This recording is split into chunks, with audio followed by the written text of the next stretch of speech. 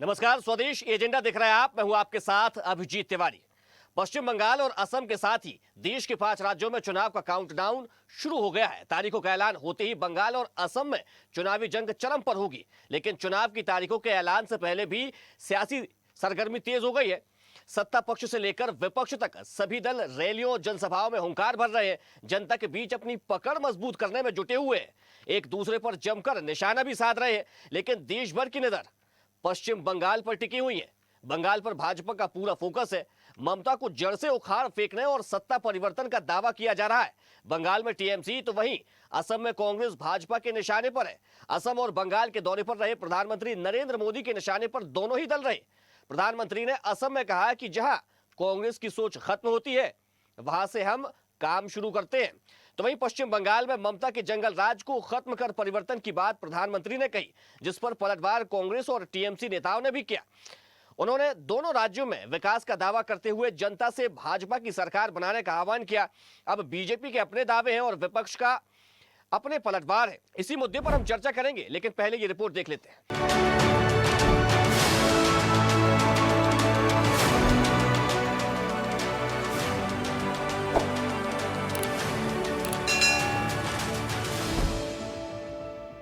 देश के 5 राज्यों में होने वाले विधानसभा चुनाव को लेकर राजनीति चरम पर है। असम, पश्चिम बंगाल, केरल, तमिलनाडु व पुडुचेरी में होने वाले विधानसभा चुनाव के लिए तारीखों का ऐलान अभी हो सकता है।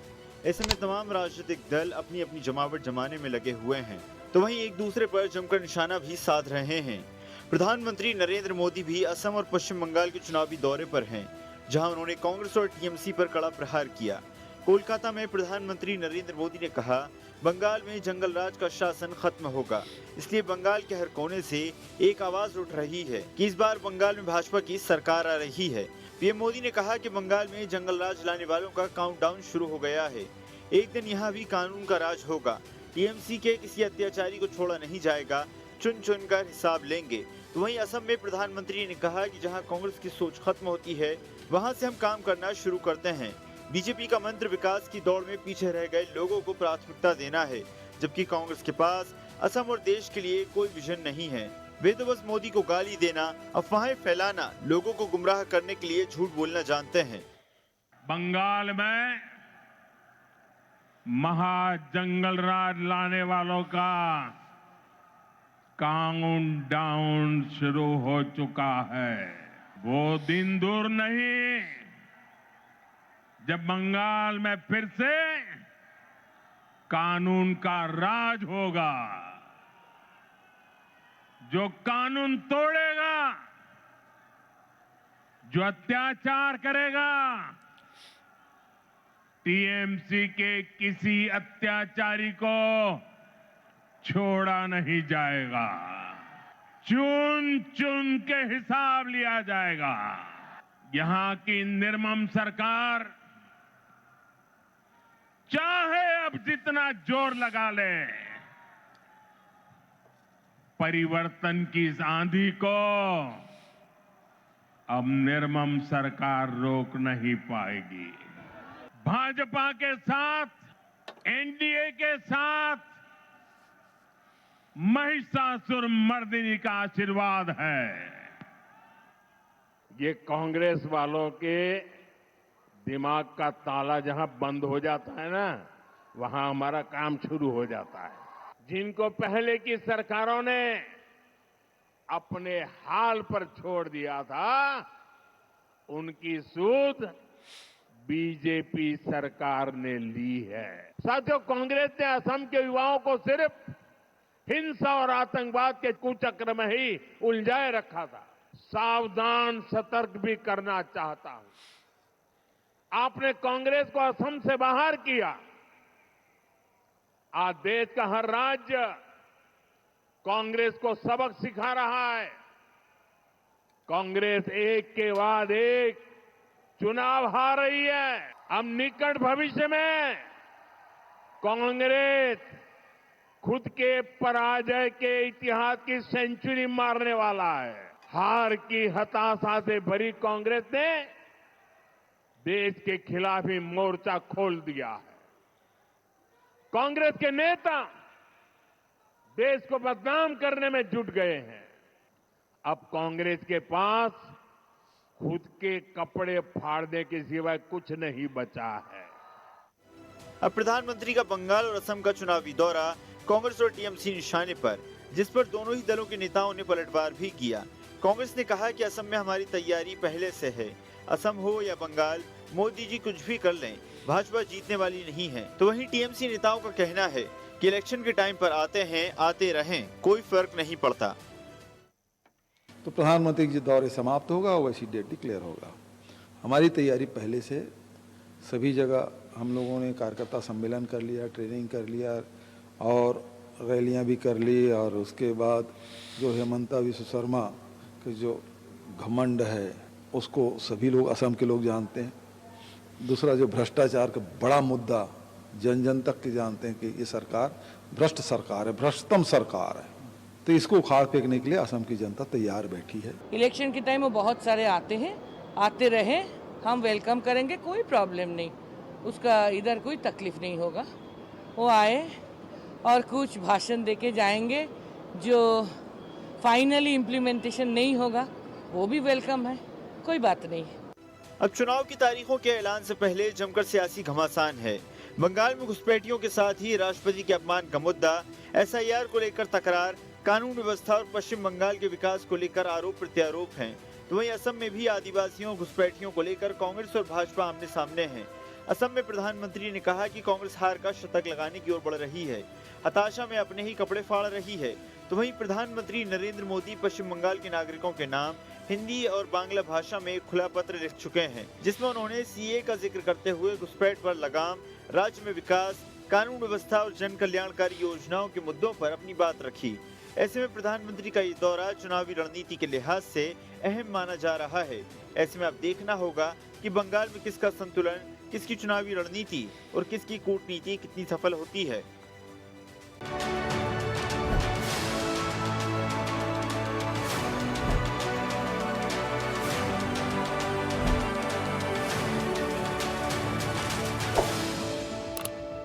तो आने वाले दिनों में 5 राज्यों में चुनाव हो रहे हैं, जिसको लेकर सभी दलों ने अपनी अपनी तैयारियां शुरू कर दी हैं। वहीं प्रधानमंत्री नरेंद्र मोदी भी पश्चिम बंगाल और असम के दौरे पर रहे, जहां उन्होंने विपक्षी दलों पर जमकर निशाना साधा और कहा कि जहां कांग्रेस के दिमाग का ताला बंद होता है, वहां से हम काम करना शुरू कर देते हैं। चलिए आज इसी मुद्दे पर करेंगे चर्चा, लेकिन सबसे पहले परिचय करवा देते अपने मेहमानों से। हमारे साथ भाजपा नेता प्रदीप बैस जी जुड़ गए, आपका बहुत स्वागत है। साथ ही कांग्रेस का पक्ष रखेंगे जावेद खान जी, आपका भी बहुत स्वागत है। रमाकांत पटेल जी आम आदमी पार्टी प्रवक्ता हमारे साथ जुड़ गए, आपका भी बहुत स्वागत है। और राजनीतिक विश्लेषक राहुल चौधरी जी भी हमारे साथ जुड़ गए, आपका भी बहुत स्वागत है। और कुछ देर में हमारे साथ मोहम्मद एहतेशामुल हक जुड़ेंगे, टीएमसी नेता है। चर्चा की शुरुआत में प्रदीप बैस जी से करूंगा। प्रदीप जी, कहां पर कांग्रेस के दिमाग का ताला बंद हो रहा है और कहां से आप काम करना शुरू कर रहे हैं, थोड़ा सा क्लियर करके बता दीजिएगा। मेरी आवाज आ रही है? जी सुन पा रहा हूँ। वर्ष 2014 से ही ताला में ठीक से निकल गया, अभी भी आपकी आवाज क्लियर नहीं आ पा रही है। प्रदीप जी, क्या आप मुझे सुन पा रहे हैं?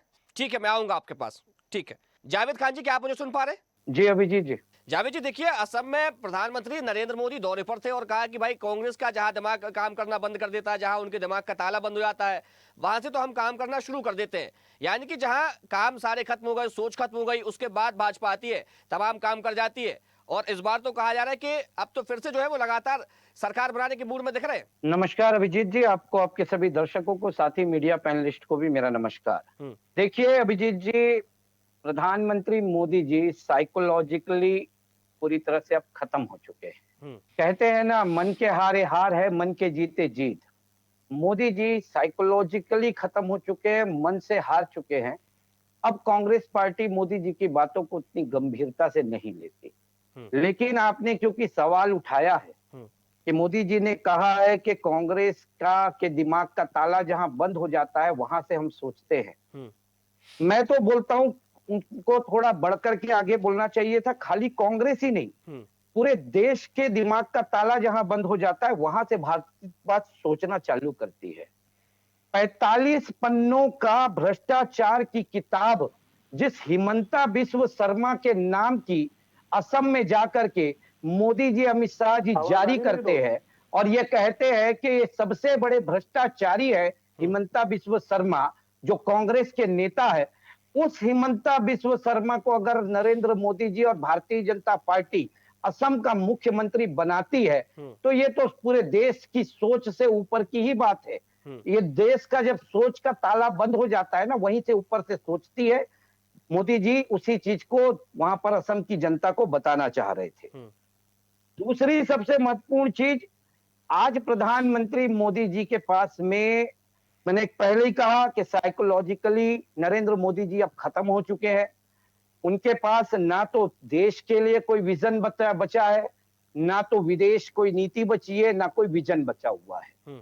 आज मोदी जी जिस असम में और पश्चिम बंगाल में जाकर के सबसे ज्यादा ध्रुवीकरण के लिए घुसपैठ की बात करते हैं, घुसपैठियों की बात करते हैं और उसे बांग्लादेश से जोड़ते हैं। उसी बांग्लादेश को जब देश में पेट्रोलियम पदार्थों की इतनी किल्लत है, उस बांग्लादेश को देश का पेट्रोल, देश का डीजल मोदी जी भेज देते हैं। तो अब आप ये सोचिए, क्या नीति बची है?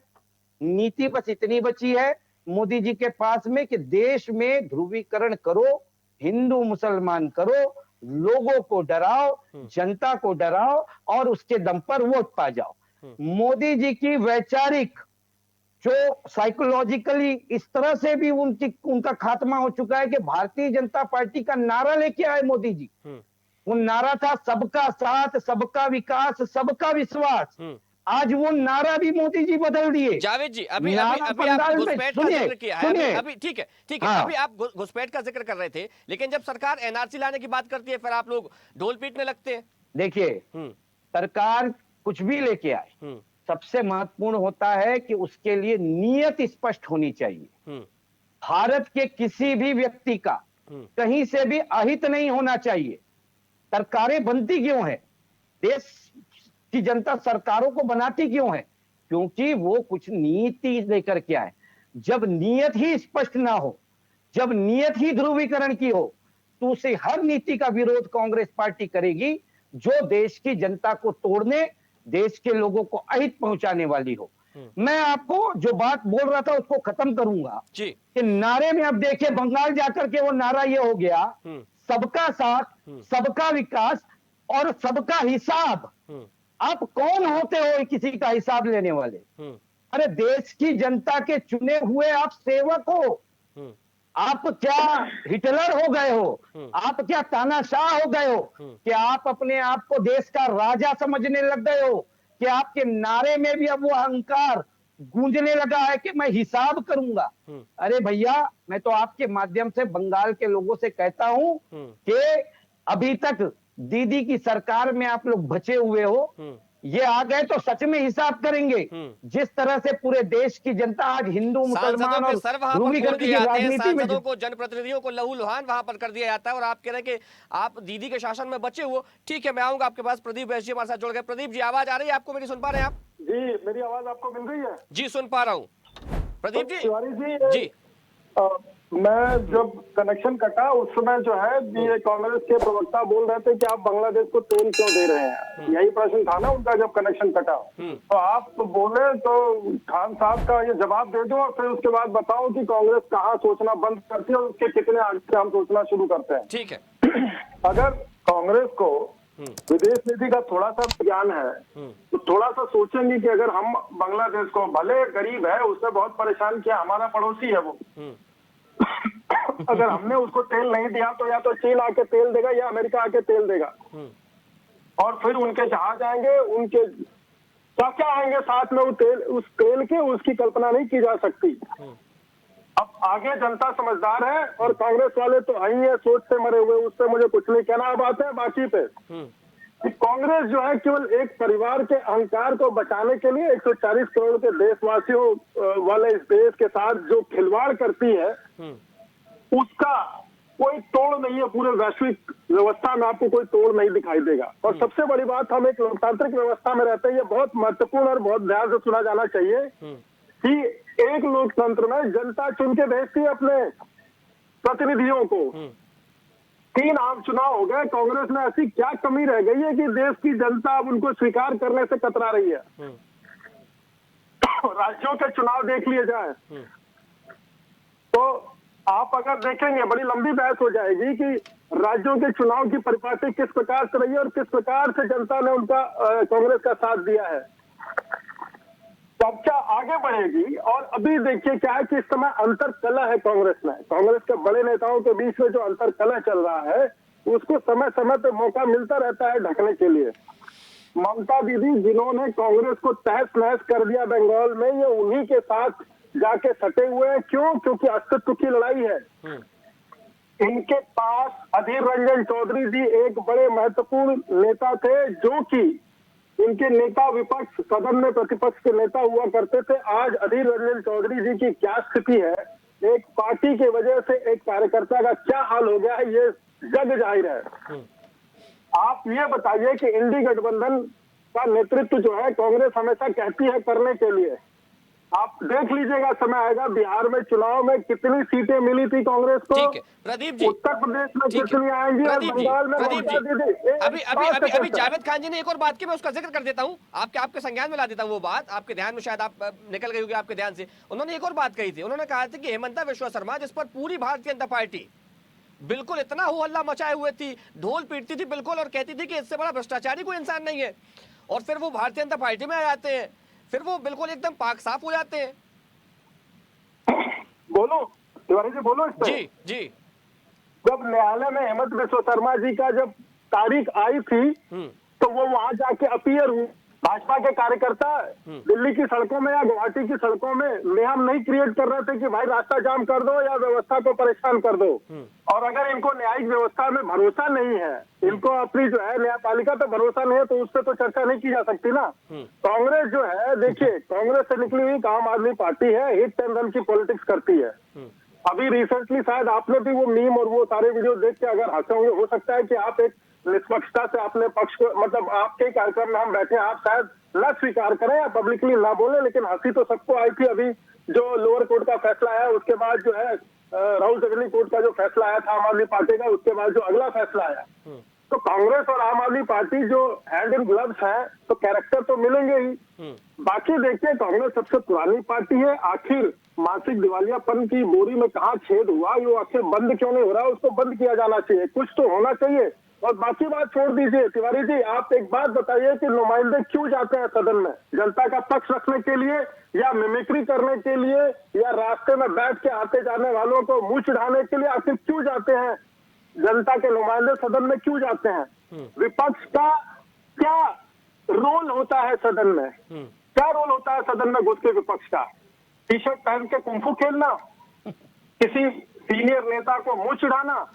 हमारे आपके कर के पैसे से सदन चलती है, बहुत देश के लोग जानते हैं, और कौन कितनी गंभीरता से सदन में रिएक्शन करता है, काम करता है। आप रिकॉर्ड उठा करके देख लीजिए, जनता अच्छे से समझ रही है। आखिर आप सदन में क्यों ऐसा काम नहीं कर पाते कि जनता ये विचार करे कि अगली बार जब आपको भेजे सदन में तो आपकी संख्या बढ़ा दें?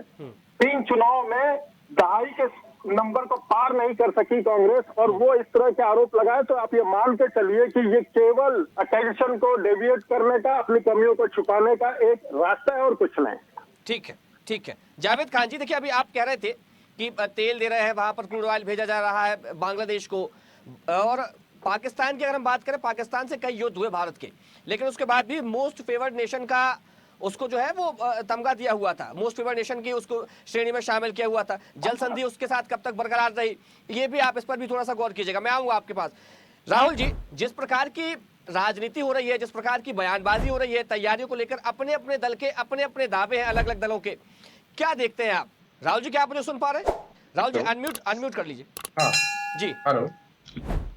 देखिए, वर्तमान परिस्थितियों में एक बात है, अभी मोदी जी ने जिस प्रकार से जाके वहां पे जनता के नाम पे एक पत्र दिया, और देखें अभी भारतीय जनता पार्टी ने जिस प्रकार की राजनीति भारतीय जनता पार्टी कर रही है, और उसी परिप्रेक्ष्य में मोदी जी ने कहा कि जहां कांग्रेस सूचना खत्म करती है, वहां से हम लोग शुरुआत करते हैं।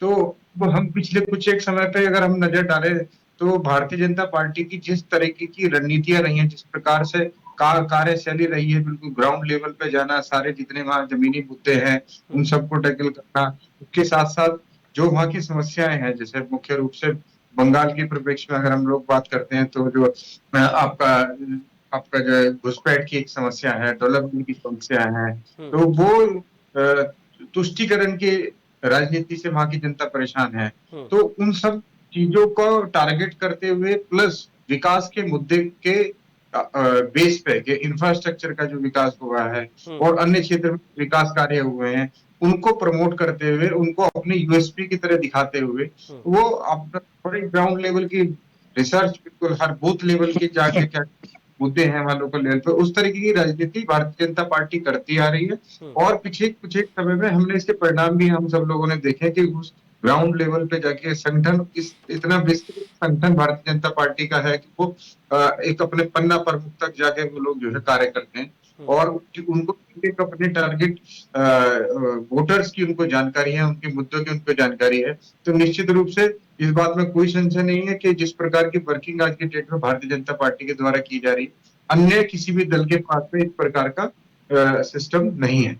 और जनता भी, विपक्ष की जितनी पार्टी है, कांग्रेस हो चाहे तृणमूल कांग्रेस हो, तो वो बेसिकली उनकी राजनीति अगर हम लोग जो पैटर्न को हम एनालाइज करेंगे तो वो बेसिकली कहीं ना वो आलोचना की राजनीति के ऊपर है। और भारतीय जनता पार्टी कहीं ना कहीं विकास की बात को लेकर जनता के अंदर, जनता तक घुसने का उनका जो माध्यम है कि विकास का मुख्य एजेंडा विकास को लेकर चल रहे हैं। तो बात गलत नहीं है। परिणामों के अनुसार भी हम लोग देखें तो भारतीय जनता पार्टी निश्चित रूप से इनसे बेहतर कर रही है कांग्रेस से। केंद्र में पिछले आप देख लीजिए 10-12 साल से जमे हुए 10-11 साल हो ही गए हैं। और आपका जो है प्रदेश की भी स्थिति में देखें तो राहुल जी, पिछले विधानसभा चुनाव में पश्चिम बंगाल में भाजपा ने एक नारा दिया था, 2 मई दीदी गई। वहां से पश्चिम बंगाल के मुख्यमंत्री की ओर से कहा गया था कि खेला हो गए, और वास्तविकता में फिर वो खेला हो गया था। तो अभी क्या लगता है, अभी की वर्तमान की परिस्थिति को देख करके क्या लगता है कि तस्वीर बदलेगी पश्चिम बंगाल की?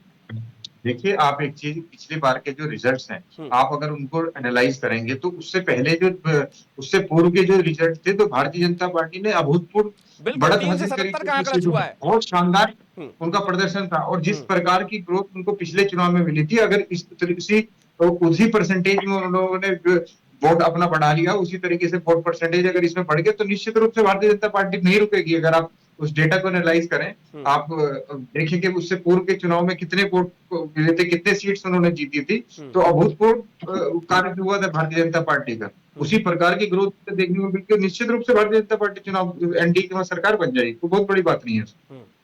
ठीक है, रमाकांत पटेल जी, देखिए दिल्ली में जिस प्रकार से नुकसान आम आदमी पार्टी को पहुंचाया गया है, अब आने वाले दिनों में कई अन्य राज्यों में भी चुनाव है, जबकि दिल्ली में पूरी मजबूती के साथ आम आदमी पार्टी खड़ी थी।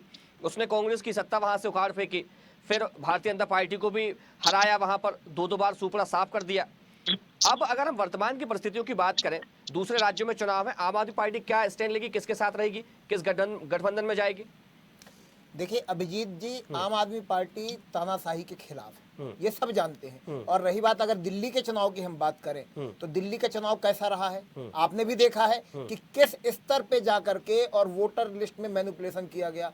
अरविंद केजरीवाल जी की नई दिल्ली विधानसभा में जहां पे 1 लाख कुछ वोटर थे, वहां पे 40,000 से ज्यादा वोटरों के नाम काट दिए गए, आप समझिए। और फर्जी नाम जोड़े गए। जिन सांसदों के यहाँ पर 1 और 2 वोटर हुआ करते थे, वहां पर वोटिंग विधानसभा चुनाव आते आते 30-30, 25-25 नाम एक घर पे हो गए। तो ये मैनिपुलेशन करने का काम भारतीय जनता पार्टी करती है। आज तो प्रधानमंत्री जी गए थे, बंगाल गए हुए थे, कलकत्ता गए हुए थे, और मैं तो अभी सुन रहा था, आपके ही चैनल में सुन रहा था, कह रहे थे कि टीएमसी के किसी अत्याचारी को छोड़ा नहीं जाएगा, चुन चुन के सबको भाजपा में शामिल किया जाएगा। उनके मन में यही था उनके मन में। भाजपा यही करती है, यही प्रचार करेंगे कि डबल इंजन सरकार, मध्य प्रदेश में डबल इंजन सरकार है। यहाँ पर दवाई होती है जो, उसमें जहर मिलाया जाता है, बच्चों की किडनी खराब हो जाती है, पानी पी करके लोग मर जाते हैं, जहरीला पानी मिलता है, ये स्थिति है यहाँ पर। और जब मंत्री से कोई सवाल करता है तो कहते हैं हमको घंटा फर्क नहीं पड़ता है, ये इनकी भाषा होती है।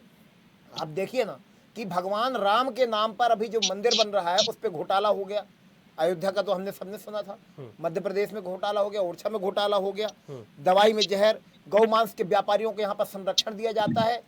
26 टन गौ मांस पकड़ा गया था मुख्यमंत्री आवास के पास में, वो ट्रक पूरा का पूरा गायब करके मुंबई भेज दिया। यहाँ पे भाजपा की सरकार है, डबल इंजन की मजबूत सरकार है, वहां पर भी भाजपा का है। आप देखिए 4 महीने से सफाई कर्मचारियों को वेतन नहीं मिला है, नगर पालिका कर्मचारियों को 10 महीने से वेतन नहीं मिला है, ये डबल इंजन की सरकार में, मुरैना में। तो ये स्थिति है। 1600 करोड़ रुपए देश के कृषि मंत्री पंजाब में बोल करके आए थे, क्योंकि वहां पे भाजपा की सरकार नहीं है, 16 रुपए नहीं दिए। इतनी बाढ़ आई थी, इतनी तबाही हुई थी, वहां पे डबल इंजन की सरकार नहीं है, वहां पे 16 रुपए नहीं दिए। ये अभी भाजपा के प्रवक्ता लोकतांत्रिक व्यवस्था की बात कर रहे हैं, कितना लोकतांत्रिक व्यवस्था पे भरोसा करते हैं ये पूरा देश जानता है। अभी गैस सिलेंडर का क्राइसिस चल रहा है, भारतीय जनता पार्टी के प्रदेश कार्यालय में गैस सिलेंडर का अंबार लगा पड़ा है, लाल वाले सिलेंडर, कॉमर्शियल नहीं, लाल वाले सिलेंडर। क्यों भाई, कहां से आ गए? देश में अलग अलग कानून चलता है क्या कि भाजपा वालों के लिए अलग कानून लगेगा और जनता लाइन में लगी रहे, उनको सिलेंडर नहीं मिलेगा, वो परेशान होते रहे, उनको डंडे मिलते रहे। ये लोग कोर्ट का सम्मान नहीं करते हैं, कोर्ट ने फैसला दिया उसका सम्मान इनको नहीं है। तो ऐसे भी नहीं चलेगा ना कि न खाता न बही, जो भाजपा वाले कहते हैं वही सही, ये तो नहीं चलेगा। आप देखिए कि टोल टैक्स यहाँ पर 10 गुना अधिक वसूला जाता है, ये भारतीय जनता पार्टी के राज्य में। पुल बनते हैं, गिर जाते हैं, तो ऐसे भी नहीं चलेगा। इतनी लूट, यही सब मॉडल दिखा करके बोलेंगे कि डबल इंजन की सरकार बनाओ, तो ऐसी डबल इंजन की सरकार मुझे लगता है कि पश्चिम बंगाल के लोग नहीं बनाएंगे। ये लोग किसी के सगे नहीं हैं, ये लोग सिर्फ और सिर्फ तबाही मचाने का काम करते हैं। आज देश को महंगी गैस मिल रही है, गैस नहीं आ पा रही है, पेट्रोलियम नहीं आ पा रही है, केवल इसलिए कि देश की गद्दी पे एक मूर्ख व्यक्ति बैठा हुआ है, उसको फैसले लेने की समझ नहीं है। ही खी करके गले मिलके और सोचते हैं कि सब कुछ हो जाएगा, लेकिन तो ऐसे नहीं होगा। देश के प्रधानमंत्री को इस तरीके के शब्दों से संबोधित ना किया जाए तो मेरा हिसाब मैंने से तो नाम नहीं लिया है, नाम नहीं देश की लिया है, गद्दी जनता कहा आपने। समझती है, जनता समझती है, देश की और गद्दी पर कौन बैठा है? उनके फैसले बताते हैं। देखिए, हम अच्छे हैं, हम बुरे हैं, हमारे अंदर कितनी समझदारी है, ये हमारे फैसले लेने की क्षमता पे निर्भर करता है। आप अमेरिका से कपास मंगवाते हैं, उस पर 0 टैक्स लगता है, 0 टैक्स 0 कर देते हो। अमेरिका जो यहाँ पर सामान भेजेगा उसको कोई टैक्स नहीं चुकाना पड़ेगा। हमारे यहाँ से जो सामान जाएगा अमेरिका, वहां पे 18% ड्यूटी लगेगी। ये क्यों? ये मूर्खता की निशानी है कि नहीं है? आप बतलाइए, आप नहीं बोल पाएंगे, आपके दर्शक समझ जाएंगे। ठीक है, हमारे साथ एहतेशामुल हक जी जुड़ गए हैं। एहतेशामुल जी, देखिए, प्रधानमंत्री नरेंद्र मोदी आज पश्चिम बंगाल के दौरे पर थे और उन्होंने कहा कि चुन चुन करके हिसाब लिया जाएगा और पूरे बिल्कुल फायर ब्रांड नेता के तौर पर, एक युवा नेता के तौर पर भी वहां पर नजर आए। जी देखिए, सबसे बड़ी बात है, हमारे आदरणीय प्रधानमंत्री जी जो आज कोलकाता के ऐतिहासिक ब्रिगेड मैदान में जिन्होंने सभा के दौरान कहे हैं कि चुन चुन के हिसाब लिया जाएगा, सबसे बड़ी बात है, देखिए हमारे प्रधानमंत्री जी हैं, वो जिस तरह की भी बात, वो उनका कहने का हक है, क्योंकि भारतीय जनता पार्टी एक ऐसी पार्टी जो हमारे 140 करोड़ देश के जनता को 2014 के बाद आज पूरा देश समझ लिए कि क्या परिस्थिति है, सभी लोग अब इस तरह की जो बात हम समझते हैं कि इनका सपना, भारतीय जनता पार्टी का सपना पश्चिम बंगाल में साकार नहीं होगा, क्योंकि भारत का इकलौता राज्य पश्चिम बंगाल एक ऐसा राज्य है जहां जाति के आधार पर कभी भी वोट नहीं होता है।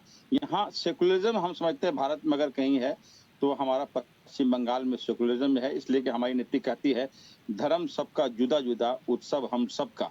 हम लोग बच्चे बाल्यावस्था से हम लोग उत्सव जो है, कोई भी फेस्टिवल हम लोग मनाते हैं, चाहे छठ हो, चाहे दशहरा हो, चाहे होली हो, चाहे ईद हो, चाहे समझ लीजिए बड़ा दिन हो, चाहे बुद्ध पूर्णिमा हो। तो ये इस तरह का हमें नहीं लगता है कि यहाँ भारतीय जनता पार्टी एक ऐसी पार्टी है जो डिवाइड एंड रूल, हिंदू मुसलमान की राजनीति करते हैं। यहाँ की जनता 2021 में इनका बहुत बड़ा स्लोगन था कि अब की बार 200 के पार। आपने देखा होगा 2024 में इन्होंने कहा था कि अब की बार 400 के पार, लेकिन 200 के पार इस तरह का नैरेटिव बनाए थे, लेकिन यहाँ की सेकुलर जनता ने इनको नकार दिया, 77 सीट पर लाके खड़ा कर दिया। तो ये भी एक तरह से समझ लिए, इनका समझ लिए कि 2026 का ये एक तरह से इनका बड़ी बड़ी बातें हैं। जैसे 2014 में कहा था कि 15 लाख रुपया हर एक, लेकिन भाजपा तो कहती है कि जब पश्चिम बंगाल में वोटिंग होती है तो डराया धमकाया जाता है टीएमसी के द्वारा। और बिल्कुल नहीं, ये बिल्कुल नहीं, ये सरासर आरोप पर आरोप है। भारतीय जनता पार्टी देखे होंगे 2021 में 70 सीट समझ लिए उनको मिला, तो 70 सीट अगर हम डरा के धमका करके अगर हमारे लोग करते तो उनको 70 सीट नहीं मिलता और उससे भी उनका फिगर कम होता। लेकिन डराने धमकाने की बात नहीं है। मैंने पहले भी कहा यहाँ की अच्छा, मैं थोड़ा सा पीछे ले जाऊंगा आपको, मैं थोड़ा सा पीछे ले जाना चाहूंगा आपको। जैसे ही सरकार बनती है, पिछले चुनाव में जब चुनाव होता है, उसके रिजल्ट आते हैं, सरकार आपकी घोषित हो जाती है कि भाई सरकार अब बनने वाली है आपकी। उसके बाद जिस प्रकार की हिंसा होती है पश्चिम बंगाल में, उसको लेकर फिर क्या कहेंगे? और तमाम सारी ऐसी अलग अलग तस्वीरें आती रहती हैं जहां किसी जनप्रतिनिधि को पीट दिया जाता है, उनके सर से खून निकलता है, उनको जो है वहां के जो सुरक्षाकर्मी है वो लेकर भाग जाते हैं, निकलते हैं कि भाई बचाना पड़ेगा इनको।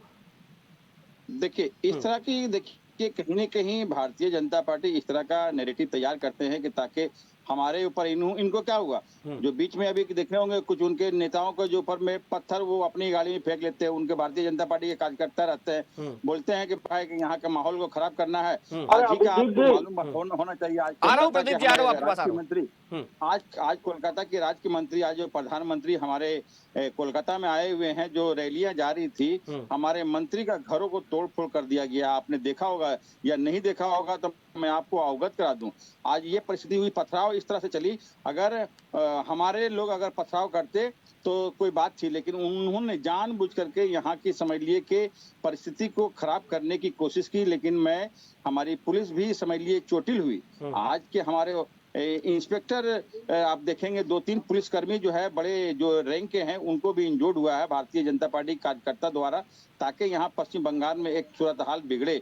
लेकिन मैं सैल्यूट करता हूँ यहाँ के पुलिस को, जिन्होंने विनम्रता के साथ उन्होंने मार खाने का बजाय उन्होंने समझ लिए कि इस तरह का उन्होंने वार नहीं किया, उन्होंने मतलब अपने आप को डिफेंस करने की कोशिश में, लेकिन दूर से इतना पथराव हुआ आप सोच नहीं सकते हैं कि सैकड़ों की संख्या में हमारे लोग चोटिल हुए। आज की मैं घटना बोलता हूँ, लेकिन ये भारतीय जनता पार्टी देखिए ये इस तरह के हिंदू मुसलमान की सिर्फ राजनीति करते हैं। देश विकास से चलेगा। सबसे बड़ा देखिए मंदिर, हमारे पेट में 3 टाइम भोजन चाहिए, सुबह दोपहर शाम, उसका व्यवस्था नहीं होता है। आज हमारे प्रधानमंत्री गर्व से कहते हैं कि हम देश के 80 करोड़ जनता को 5 केजी अनाज मुफ्त देते हैं। तो 5 केजी अनाज मुफ्त करने वाला देश 80 करोड़, जिसकी जहाँ की आबादी जो समझ लिए 50% से भी ज्यादा लोगों को 5 केजी अनाज पर निर्भर, तो देश की क्या अवस्था है। ये जुमलेबाज की सरकार है। पब्लिक को, जैसा कि अभी हमारे भाई साहब कह रहे थे कि खाता नहीं बही, या मैं जो कहूँ सही है, बिल्कुल उसी हिसाब से, इस हिसाब से नहीं चलता। देश विकास की तरफ से चलता है और देश डेवलपमेंट से चलना चाहिए। इस तरह की नहीं होनी चाहिए। ठीक है, प्रदीप जी बहुत देर से कुछ कहना चाह रहे हैं। प्रदीप जी। तिवारी जी देखिए, पता नहीं आपने, हम चूंकि सभी मध्यम वर्गीय परिवार से आते हैं, तो पढ़ाई पूरी करने के बाद एक हमारे यहाँ पूर्वांचल में और बाकी जितने भी मध्यम वर्गीय परिवार है इस देश में, वहाँ पे एक होता है भैया नौकरी की तैयारी करो, अच्छी सी नौकरी पा लो, उसका इंटरव्यू दे दो। तो ज्यादातर जो लोग होते हैं वो यूपीएससी जैसे एग्जामों की तैयारी करते हैं। ऐसे लोगों की जहाँ पे भी गोल इकट्ठा होती है, एक भाई साहब जरूर मिलते हैं वहाँ पे, उनका हर इंटरव्यू बहुत बढ़िया होता है, हर बात अच्छी बोलते हैं, उनको लेटेस्ट अपडेटेड नॉलेज भी होता है, लेकिन पता नहीं क्यों वो हर बार रिजेक्ट हो जाते हैं, सेलेक्ट नहीं हो पाते। ये एक बहुत बड़ी विडंबना होती है। तो आम आदमी पार्टी, हालांकि मैं उनको इस योग्य नहीं समझता कि मैं उनकी बातें करूं, लेकिन अभी जिस प्रकार से उसके लिए सदन में जाना होता है और सदन में बात उठाई जाती है, अफवाहों को नहीं फैलाया जाता, हिट एंड रन की पॉलिटिक्स नहीं होती है और देश ने अपना संदेश दे दिया है। और दूसरी, बंगाल के बारे में बस मैं इतना बोलूंगा कि महामहिम राष्ट्रपति जी गई थी, क्या कानून व्यवस्था थी, क्या एटीट्यूड था, क्या संविधान के सर्वोच्च पद के प्रति सम्मान था, वो आप देख लीजिए। और अंततः न्यायपालिका को बंगाल में अपने वर्क फोर्स को भेजना पड़ा, या न्यायपालिका काम कर रही है, यानी वहां पे न्यायपालिका को, कार्यपालिका पे भरोसा नहीं है, राज्य की कार्यपालिका पे कि आप आइए, मतलब ममता दीदी के शासन पे न्यायालय को भरोसा नहीं है। अब इससे ज्यादा और साफ सुथरी और सभ्यता से बात नहीं की जा सकती राजनीति में। हमारा स्टैंडर्ड नहीं है, बिलो स्टैंडर्ड जाके बात करें, हम बिलो स्टैंडर्ड नहीं जा सकते। और नहीं माफी मांगने की परिपाटी रही है, जनता को भ्रमित करने की परिपाटी ले रही है मगरमच्छ के आंसुओं की तरफ से। तो बाकी जनता सब जानती है। आने वाले समय में पंजाब में भी चुनाव है, अच्छी अच्छी बातें अगर जनता के पक्ष में होती है और धरातल पे उतरती है तो जनता उनका सम्मान करती है। चिकनी चुपड़ी बातों से राजनीति नहीं होती। इस देश की राजनीति बदल गई है, अब काम से होती है। और 3 आम चुनाव उसका अपने आप में उदाहरण है। बाकी जिसको कोई बहस करना है करता रहे, देश की जनता अपना काम कर रही है और देश प्रगति के पथ पे बढ़ रहा है। ठीक है प्रदीप जी, प्रधानमंत्री नरेंद्र मोदी असम गए, तमाम सारी बातें कही, वहां पर सौगात भी दी, करोड़ों की विकास कार्यों की सौगात देकर के आए हैं। मणिपुर का भी रुख कर लेते। निश्चित तौर पे। लेकिन क्या पूरी कहानी सुनने का धैर्य है लोगों के पास? मणिपुर में जो हथियार आए या जो वहां पे अव्यवस्था हुई, उसके पीछे कौन था, यह आज देश जानता है। और कांग्रेस पार्टी से संबंधित लोग, कांग्रेस के देश विदेश में चाहने वाले लोग, और तिवारी जी एक बात और बड़ी गंभीरता से बताना चाहूंगा कि कुछ चीजें देश की सुरक्षा में सार्वजनिक मंचों पे या व्यक्तिगत राजनीति के लाभ के लिए नहीं कही जाती, और ये गंभीर राजनीति का विषय है। छोटी राजनीति करके अगर आप 5 सेकंड का और समय दें तो मैं उससे और डिटेल में शुरू कर देता हूं। पूरी कीजिए, बात पूरी कीजिए। आखिर 2022 में जो शुरुआत हुई, न्यायालय ने अभी सरकारी जमीनों पे बनाए हुए चर्चों को जब गिराने की बात की, उसके बाद से ये सारा बतंगड़ शुरू हुआ। अगर किसी को जानकारी हो तो बहस करे, अन्यथा झूठे आरोप लगाने से और व्यवस्था में खलल डालने से राजनीति में वोट नहीं मिलते हैं। ठीक है, ठीक है। 2022 के बाद से राज्यों के चुनाव बीत गए और केंद्र के चुनाव बीत गए, इसकी क्या दशा है ये सबके चेहरे से पता लग जाता है। ठीक है, ठीक है। जावेद खान जी, फिर मैं रमाकांत जी आपके पास आऊंगा। जावेद जी। देखिए अभिजीत जी, आपने एकदम दुखती रथ पे हाथ रख दिया। इतना खतरनाक सवाल मत पूछिए इनसे, उसका जवाब ये दे नहीं पाएंगे, बेचारे प्रवक्ता के पद से निष्कासित ना हो जाए। आपने सीधा सा पूछा कि मणिपुर क्यों नहीं गए, ये पहुंच गए, कैसे हुआ, क्या हुआ, ये हुआ, वो हुआ, लंद हुआ, फंद हुआ, लेकिन ये नहीं बता पाए कि प्रधानमंत्री जी मणिपुर क्यों नहीं गए। दूसरी बात, इन्होंने जब मैंने बोला था तो इन्होंने कहा था कि बांग्लादेश के साथ में हमारे जो राजनीतिक संबंध है, बिल्कुल बांग्लादेश नहीं पूरी दुनिया के साथ भारत के राजनीतिक संबंध है, और वो आज के नहीं है, जब से देश आजाद हुआ है 70 सालों से है, 77 सालों से है। उस संबंध को बिगाड़ने का कार्य कौन किया? इस 11 साल से मोदी सरकार ने ही तो किया। और अगर आज आप बांग्लादेश के साथ में अपने संबंध नहीं बिगाड़ना चाहते तो ये जो आपके लफंगे सड़कों पे बांग्लादेश में हिंदुत्व का नाम लेकर के जो भारत के लोगों को पीट पीट करके मार रहे हैं, उनको उपदेश देने क्यों नहीं जाते? उनको क्यों नहीं कहते भारतीय जनता पार्टी के लोग, ये प्रदीप जी क्यों नहीं कहते कि भाई मत मारो, मत करो, हमारे संबंध है, हमको संबंध बना करके अभी हाल ही में एक बच्चे के साथ मॉब लिंचिंग हुई है, क्या किया है कांग्रेस ने? कहाँ मॉब लिंचिंग हुई है? कहाँ मॉब लिंचिंग? अभी होली पर एक बच्ची गुब्बारा फेंकती है, पानी के कुछ छींटे उछलकर चले जाते हैं, उस बच्चे को मारने के लिए तमाम सारे लोग पहुंच जाते हैं। ये न्याय है? इसमें कांग्रेस साथ में खड़ी है क्या? अभिजीत जी सुनिए, आप ना भारतीय जनता पार्टी की भाषा ना बोले, आप एक प्रतिष्ठित न्यूज। देखिए आप बिल्कुल, देखिए जावेद जी, आप मुझे ना बताएं मैं किसकी भाषा बोल रहा हूँ। मैं सवाल आपसे कर रहा हूँ तो भारतीय जनता पार्टी से भी कर रहा हूँ। मेरी निष्पक्षता पर और मेरे काम पर आप सवाल नहीं खड़े करेंगे। मुझे क्या बोल रहे हैं ये आप मत बताइए मुझे, प्लीज प्लीज प्लीज। मुझे आप सर्टिफिकेट नहीं देंगे। नहीं, you are no one to. नहीं, आप मुझे सर्टिफिकेट नहीं देंगे। सुनिए ध्यान से सुनिए, मैं इसलिए करूंगा कि अगर रेखा गुप्ता जी की सरकार सही थी तो कोर्ट ने बाकी आरोपियों के घर पे बुलडोजर चलाने की रोक क्यों लगा दी? भाई देखिए, मामला हुआ है, मॉब लिंचिंग हुई है, जिस परिवार के साथ मॉब, सुन लीजिए यार, अभी आप शुरू किया, ठीक है जावेद जी, बात पूरी कीजिए। सुनिए, है ना, जिस परिवार ने मॉब लिंचिंग की, जिस परिवार के साथ मॉब लिंचिंग हुई, दूसरे परिवार का भी एक 13 साल का बच्चा आईसीयू में एडमिट है। आपको जानकारी है कि नहीं अभिजीत जी?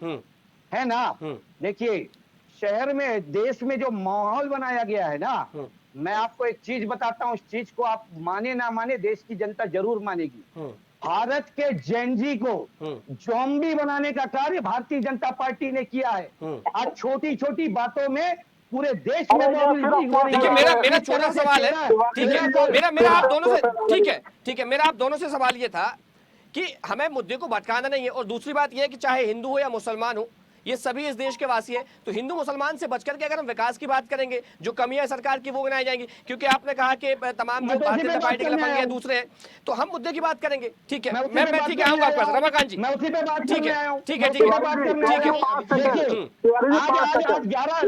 10 साल से असम में, आज 10 साल, ठीक है रमाकांत जी, आप बात पूरी कीजिए। ठीक है, आज 10 साल में से, ठीक है जावेद जी, आऊंगा आपके पास। ठीक है, ठीक है, ठीक है जावेद जी, अन्य राज्यों के प्रति व्यक्ति रमाकांत जी को बात पूरी करने दीजिए, मैं आऊंगा आपके पास। ठीक है, ठीक है। थोड़ी देर पहले भाजपा बात कर रहे थे परीक्षा की बात कर रहे थे, उदाहरण दे रहे थे, मैं समझ नहीं पाया वो क्या बोलना चाहते हैं। लेकिन जहां तक परीक्षा की बात आती है, मध्य प्रदेश के अंदर डबल इंजन की सरकार है।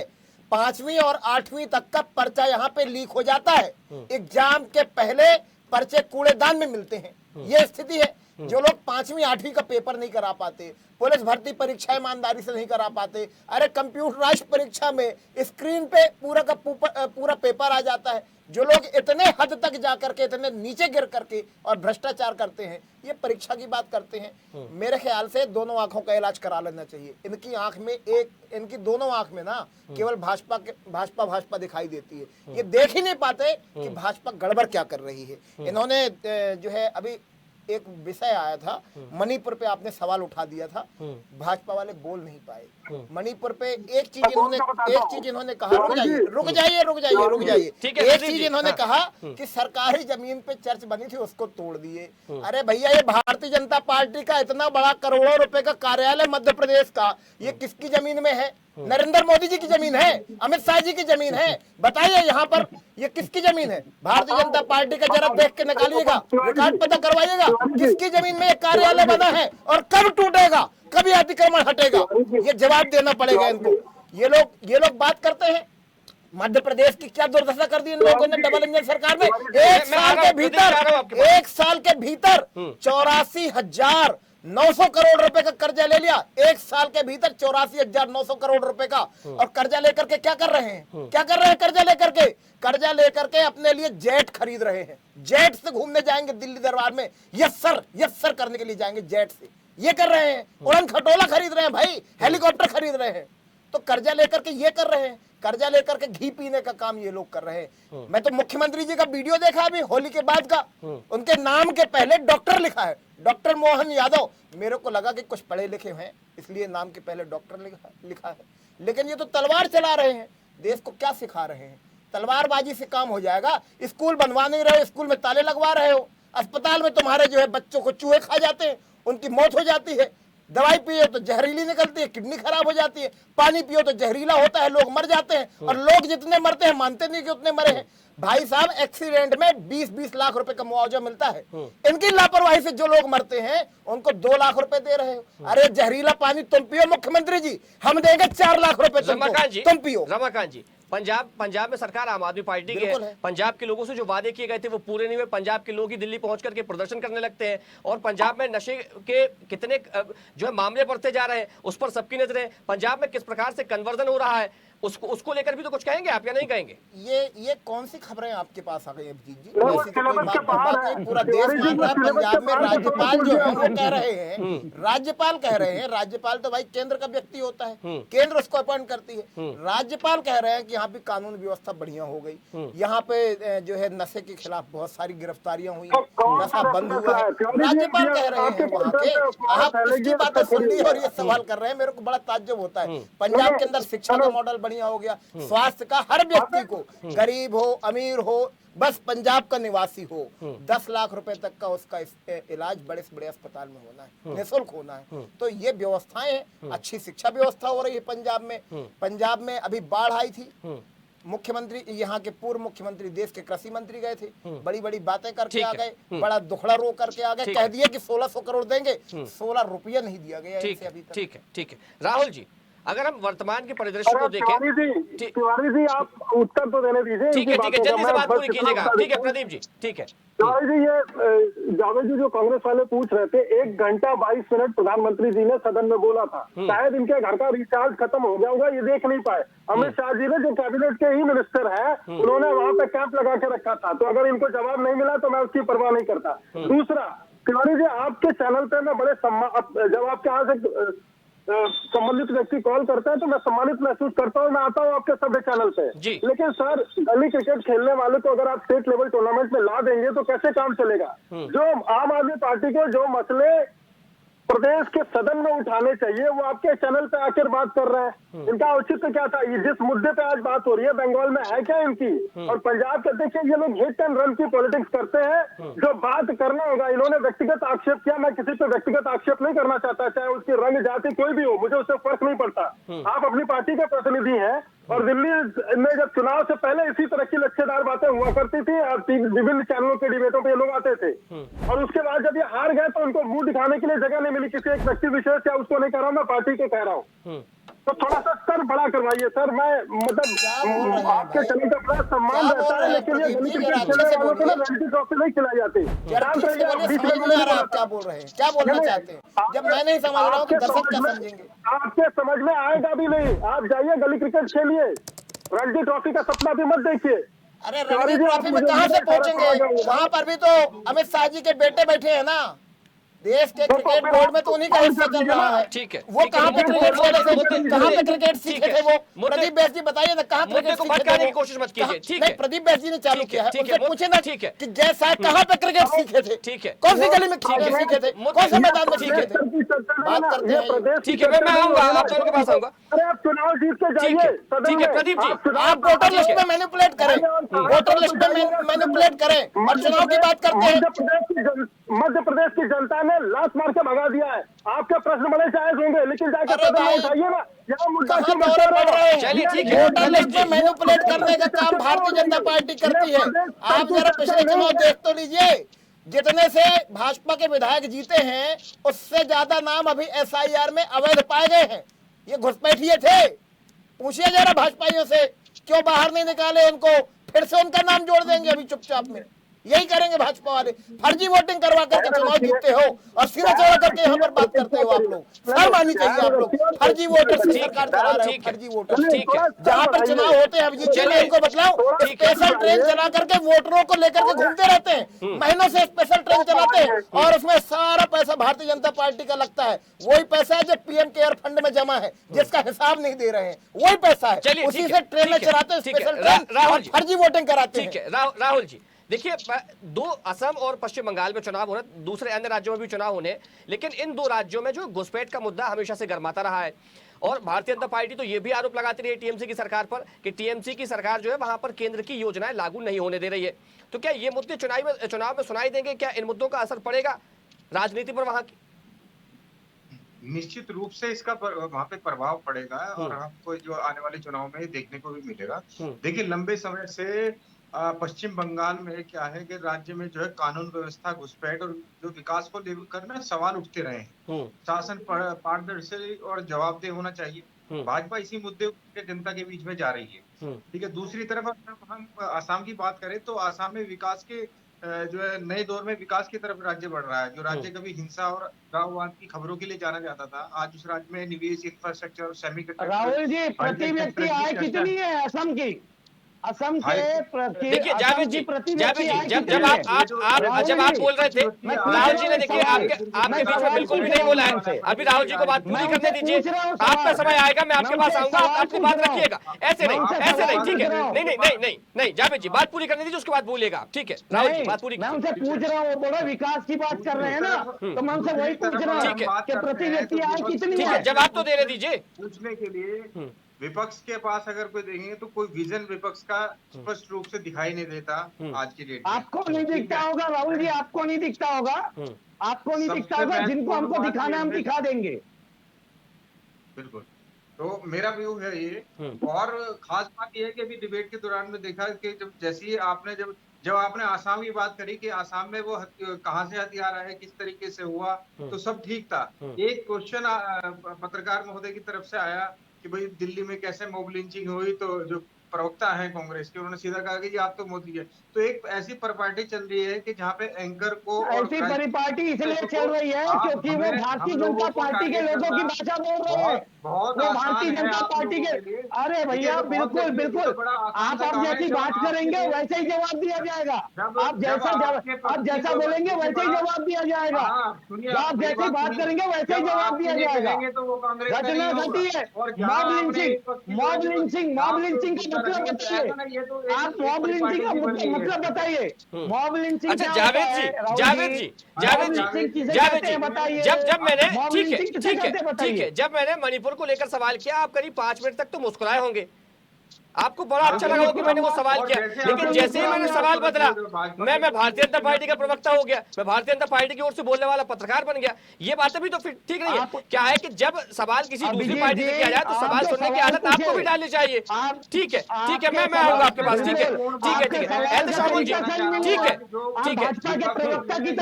नहीं आप नहीं बताएंगे मुझे मैं किसकी तरह बोल रहा हूँ। मैं सवाल सबसे कर रहा हूँ, मैं आपसे सवाल करूंगा, मैं भाजपा से सवाल करूंगा, मैं आम आदमी पार्टी से सवाल करूंगा। मुझे सवाल करना होगा और आप ये तय नहीं करेंगे। मैं सवाल करूंगा, आपको चुभेगा, मुझे मालूम है। मैं जब सही पूछूंगा आपको चुभेगा, आपको लगेगी मेरी बात। ठीक है एहतशामुल जी, भाजपा बार-बार ये आरोप लगाती है कि आप उनकी जो योजना है केंद्र की, जिससे सीधा जनता जुड़ी है, जनता का जहां वहां पर हित होना है, आप उनको लागू ही नहीं होने देते। अभिजीत जी, मैं राहुल जी सवाल मेरा एहतशामुल जी से था। चलिए तो शामुल जी से संपर्क नहीं हो पा। राहुल जी बात पूरी कीजिए अपनी। मैं ये कह रहा हूँ सबसे बड़ी जो परेशानी है आज विपक्ष की या कांग्रेस, सबसे बड़ी परेशानी ये है कि ये वास्तविक में से केवल अपने मतलब की बात को देखना चाहते हैं। जो वास्तविक परिप्रेक्ष्य में जो चीजें चल रही हैं वो जानना नहीं चाहते। अरे आपने 2 मिनट के लिए बात कह दी तो ठीक है, आप मोदी जी की तरफ से बोल रहे हैं, चुनाव जहाँ हार गए वहाँ ईवीएम आपका हो गया है, जहाँ जीत गए वहाँ सब फेर हो गया। तो ऐसा नहीं चलेगा ना, एक तरफ की बात आप करोगे ना। जब जो वास्तविक राहुल जी देखिए, आप भी तो टारगेट कर दीजिए, ये कोई बात नहीं। ये तो बड़ा आसान है, प्रवक्ता को टारगेट करना, एंकर को टारगेट करना, राजनीतिक विश्लेषक को टारगेट करना बड़ा आसान है। बहुत जल्दी बिल्कुल एक तरफा बात करेंगे। नहीं अच्छा ठीक है जावेद जी, मुद्दे क्या है, क्या तैयारी क्या है आपकी असम में, क्या तैयारी है, क्या मुद्दे हैं आपके? कि आज 10 साल से असम में भाजपा की सरकार है, पर लेकिन अन्य राज्यों की अपेक्षा आज असम के प्रति व्यक्ति की आय कितनी कम है आप देख लीजिए। वहां पर बेरोजगारी कितनी है आप देख लीजिए। हर साल असम बाढ़ से ग्रसित होता है। 10 साल में सरकार असम के लोगों को बाढ़ से निकाल नहीं पाई। हम तो मुद्दों के साथ जा रहे हैं और मुद्दों के साथ ही लड़ेंगे। हमारी तैयारी तो पूरी है, पर लेकिन भारतीय जनता पार्टी असम के लोगों को ये जवाब दे दे, भाजपा के प्रवक्ता ये जवाब दे दे कि वो तो कह रहे हैं कि पश्चिम बंगाल में दीदी जो है केंद्र की योजनाओं को सरकार बना रहे हैं आप। तो असम में सरकार बन रही है कांग्रेस की? बिल्कुल बनेगी असम में सरकार कांग्रेस की। बनाएंगे हम कांग्रेस की सरकार। असम के लोग भी अब ये चीज समझ चुके हैं। बहुत ध्रुवीकरण देख लिया असम की लोगों ने, किस तरह से असम में 4-4 हजार एकड़ जमीन। पिछले चुनाव में भी कांग्रेस की ओर से यही कहा गया था। ठीक है प्रदीप जी, हर बार कहेंगे हम ये, हर बार कहेंगे। ठीक है, फिर भी दूर रहे ना आप। सत्ता का कहां सुख भोग पाए, फिर आप न सेवा कर पाए जनता की। भले सत्ता में नहीं पहुंच पाए, कैसे पहुंचेंगे? ज्ञानेश कुमार जो है इनके पास। चलिए ठीक है प्रदीप जी, जल्दी से बात कीजिएगा, समय बहुत कम है, जल्दी से बात पूरी कीजिएगा। तिवारी जी देखिए, आपके कार्यक्रम पे आज जनता के लिए एक बहुत बड़ा कार्यक्रम हो गया, जिससे खुद ही सीखने अपने स्पष्टता से अगर सवाल पूछे तो आपने मतलब ये एग्जाम्पल साक्षात आपके कार्यक्रम में दिखाई दिया। चलिए ठीक है प्रदीप जी, आपकी आवाज भी नहीं आ रही, समय भी बहुत हो गया और समय मुझे इससे ज्यादा इजाजत नहीं देता चर्चा का। हमारे साथ जुड़ने के लिए आप सभी मेहमानों का बहुत शुक्रिया। तो प्रधानमंत्री नरेंद्र मोदी पश्चिम बंगाल और असम के दौरे पर रहे और प्रधानमंत्री नरेंद्र मोदी जिस अंदाज में नजर आए, उन्होंने असम में कांग्रेस को कटघरे में खड़ा कर दिया। तमाम सारे वहां पर निशाने साधे, आरोप लगाए और कहा कि कांग्रेस जो है वो विकास कार्य में बाधा डालती है। जहां कांग्रेस की सोच बंद होती है वहां से हम काम करना शुरू कर देते हैं। पश्चिम बंगाल को लेकर भी, ममता बनर्जी की सरकार को लेकर भी तमाम सारे वहां पर जो है बातें प्रधानमंत्री नरेंद्र मोदी ने कही और कहा है कि इस बार हम सरकार बनाने जा रहे हैं और हिसाब भी लिया जाएगा। ये एक बड़ी बात प्रधानमंत्री नरेंद्र मोदी की ओर से कही गई है। हालांकि जिस प्रकार की तस्वीर पिछले विधानसभा के चुनाव में बनी थी और दावा तो ये तक किया गया था भारतीय जनता पार्टी की ओर से कि इस बार हम सरकार बनाने वाले हैं, लेकिन 77 सीट पर आकर के रह करके वहां पर भारतीय जनता पार्टी रुक गई। लेकिन इस बार फिर से पूरी हुंकार के साथ भारतीय जनता पार्टी के जो नेता है वो चुनाव में जुट गए और सरकार बनाने का दावा किया जा रहा है। फिलहाल चर्चा में इतना ही। देखते रहिए स्वदेश न्यूज, सबसे पहले देश। देखते रहिए स्वदेश न्यूज। अगर आप इस वीडियो को सोशल मीडिया हैंडल फेसबुक या इंस्टाग्राम पर देख रहे हैं तो हमें फॉलो करें। अगर यूट्यूब पर देख रहे हैं तो सब्सक्राइब करें और बेल आइकन दबाना ना भूलें।